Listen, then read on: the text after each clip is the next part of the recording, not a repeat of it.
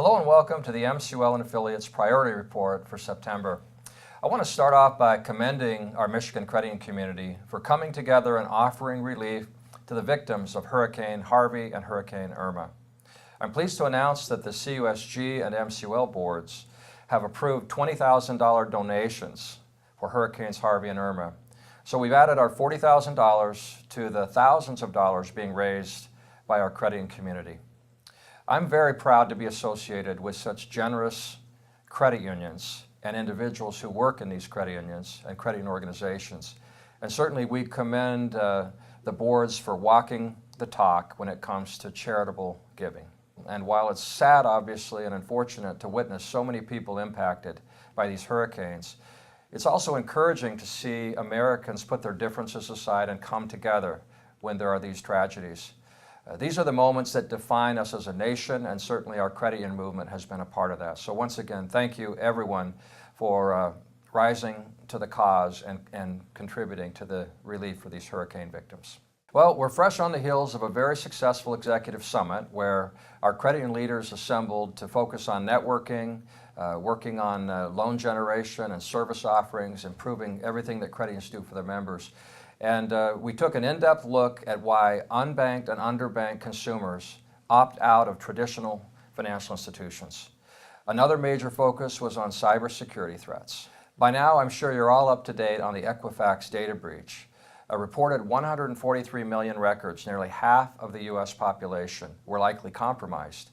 And while this is obviously terrible news, what's worse is that this level of data breach is no longer shocking. It's not really a question of if, but when the next data breach will occur. Because of the magnitude and national reach of this particular issue, it's important to work in lockstep with CUNA and state leagues on our response.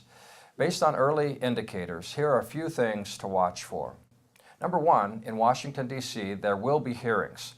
Chairman Hensarling, the chairman of the Financial Services Committee in the House, has indicated that he'll hold hearings. We also expect the Senate Banking Committee to likewise hold hearings, and we shouldn't be surprised if even the Judiciary Committee gets involved. Number two, this may finally spur action on data breach legislation.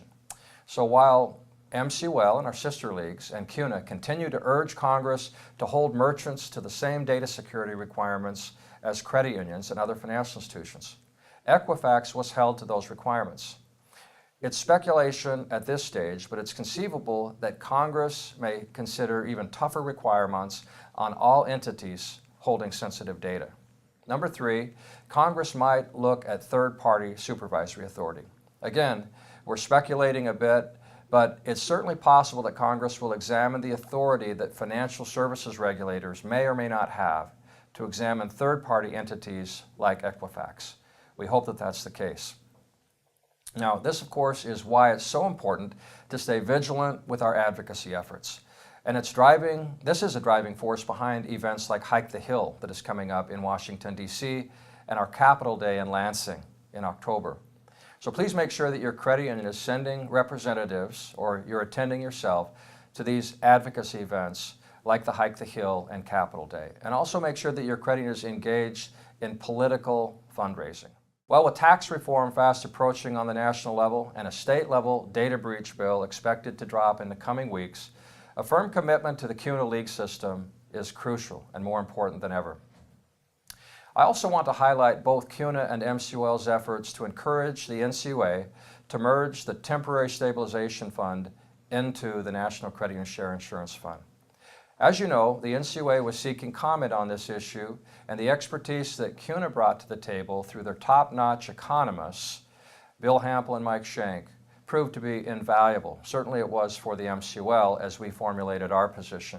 CUNA issued 2 white papers analyzing the issue, and the Michigan Credit Union League organized and submitted early our letter, a sign-on letter, with over 100 credit unions participating, to urge the NCUA Chairman McWatters to merge the temporary fund into the NCUSIF and to keep the net operating level share ratio at 1.3% and to refund the difference to credit unions immediately. We reinforce this position in our formal comment letter, and we hope for quick action by the NCUA to bring those funds back to where they belong to credit unions. In contrast to our efforts, unfortunately, NAFCU, the competing federal association in the marketplace, took a different approach, essentially arguing against the combination of the temporary fund with the NCUSAF, but rather to ask that those funds be reimbursed to credit unions directly from the temporary fund. Now, unfortunately, CUNA, NCUA, and MCUL, with our respective attorneys, all agree that the Federal Credit Union Act does not legally allow for that approach. And if the NCUA were to take the advice of NAFCU in this case, credit unions would not only not get the money back for years, in fact, not until 2021, but by not combining the funds, or there would in effect be a premium assessed by the NCUA. So a double financial whammy, if you will, in terms of not getting the reserves back and potentially even having to pay a premium. So this is a key pocketbook issue for credit unions. It will result in credit unions getting back literally hundreds of millions of dollars years earlier than would have otherwise occurred. So we believe that this represents a strong validation for the value proposition of the CUNA League system. And I want to urge all of our credit unions to consider issues like these when they make their affiliation decisions for 2018.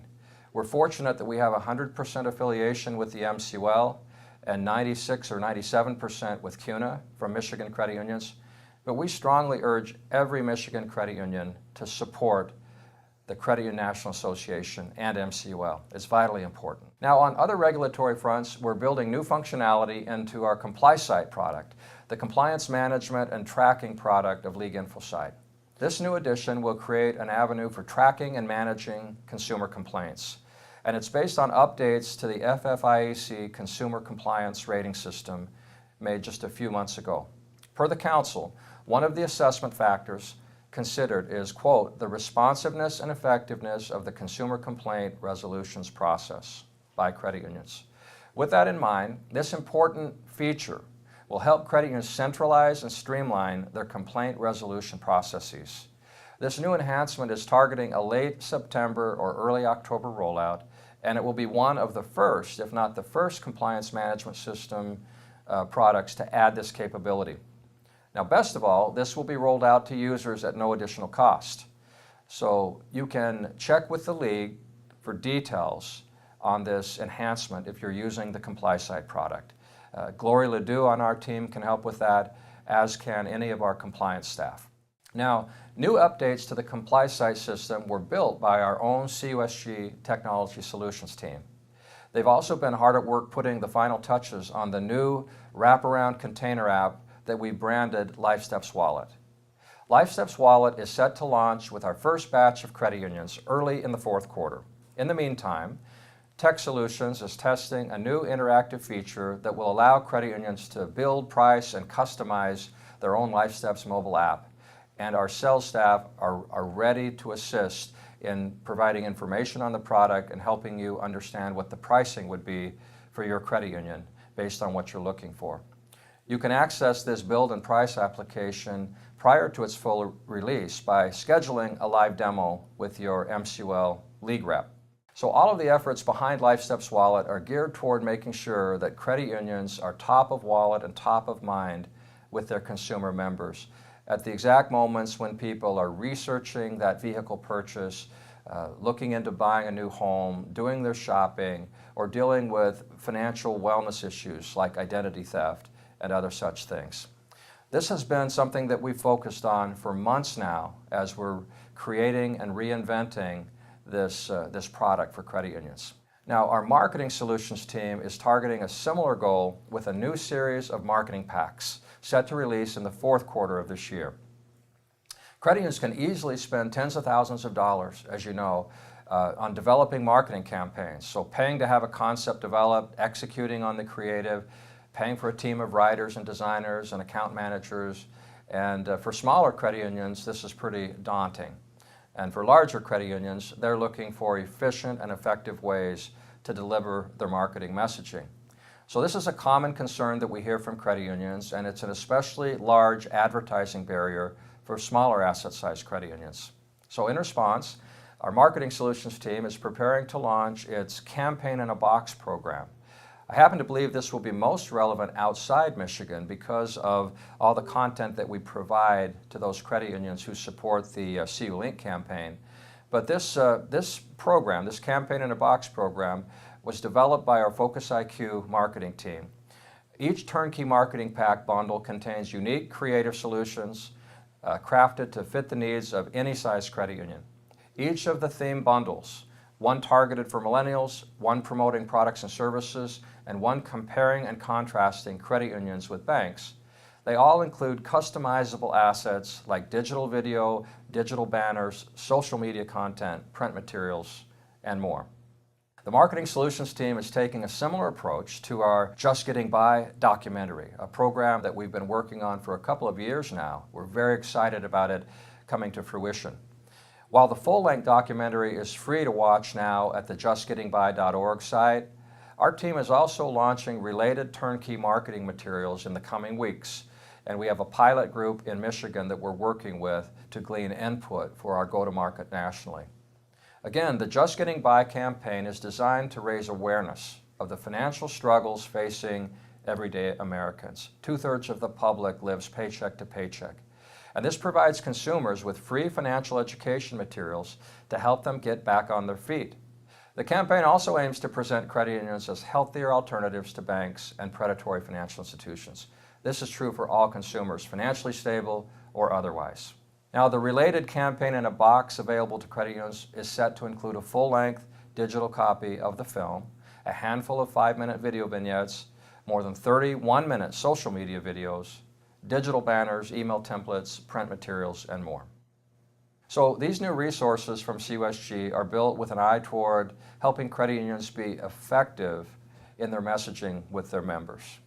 We highly encourage credit unions to take a closer look at each of these, especially as credit unions move into their budget planning for next year. You can find more information about all of these new solutions by visiting our website or talking with one of our team members, most especially your league rep. Now, one final note on marketing. As many of you will have already seen, CU Link rolled out the final batch of 2018 creative assets this September. New CU Link creative won't hit the air until next year, so this is the perfect time for credit unions to preview these new materials and start planning next year's marketing efforts. As highlighted last month, our 2018 CU Link campaign has a fresh new look and messaging focused on the theme of there's real strength in our numbers. Numbers like zero cost ATM withdrawals and checking, free checking, 5% average savings on credit cards, 1,600 surcharge-free ATMs in Michigan, and $375 million per year saved by those who take advantage of credit unions in the form of lower loan rates, higher savings rates, and lower fees. Now, new in 2018, our full-share CU Link contributing credit unions will have access to free customization so that they can integrate with the statewide campaign. This is a great way to stretch marketing dollars and still leverage high-quality advertising. So we've been providing collateral materials and opportunities to integrate with individual credit and advertising for several years, but we're improving this process and making even more assets available in a better defined, more affordable way for our full share contributing credit unions. So once again, make sure to get online and preview this new campaign at the mcul.org website. Well, that's all for this month's edition of Priority Report. Once again, make sure that your credit union is planning to send representatives to Lansing for Capital Day on October 17th, hopefully to our Hike the Hill in Washington, D.C. And we have important issues at the state level, including the data breach bill that I mentioned earlier, and we're ramping up opposition to new expansion efforts by payday lenders. So it's important that you be represented in Lansing. Please join us to make a strong impression with our Michigan lawmakers and their staff. Next month, we'll have our long-form quarterly shareholder updates for both MCUL and CUSG. And for more of an in-depth look at what we're doing in both organizations, make sure that you subscribe to our YouTube channels. That's MI Credit Unions for the League and CU Solutions Group for CUSG. And you can certainly access those reports via our MCUL website also. Thanks again for watching. We'll see you again next month.